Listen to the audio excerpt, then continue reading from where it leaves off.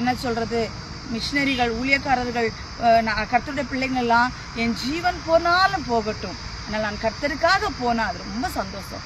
இன்றைக்கு நானும் அதுதான் சொல்றேங்க. என்னுடைய ஜீவன் கர்த்தருடைய சமூகத்துல கர்த்தருக்காக, கர்த்தருக்கு ஊழியம் பண்றதுல அப்படி என் உயிர் போயிருச்சுன்னா நான் கர்த்தர்கிட்ட போய் செல்ல பிள்ளையா அமர்ந்துருவேன். அதனால என் ஜீவன் இனி நான் வாழ்வது எனக்காக அல்ல, அவருக்காகன்னு சொல்லி நம்ம முழுவதும் அவர்கிட்ட நம்ம ஒப்பு கொடுப்போம். கர்த்தர் தாம் இந்த வார்த்தைகளை ஆசீர்வதிப்பாராக. ஆமென். ஒரு சிறிய ஜெபம். பரிசுத்த ஆவியானவரே, உமக்கு ஸ்தோத்திரம். இந்த நாட்களை எங்களுக்கு நீங்கள் போதித்தீங்க ஏசப்பா. ஆண்டவரை, வீண் காணிக்கைகள் எனக்கு கொண்டு வரக்கூடாது என்று சொல்லி ஆண்டவரை எங்களுக்கு நீ போதித்தீங்க.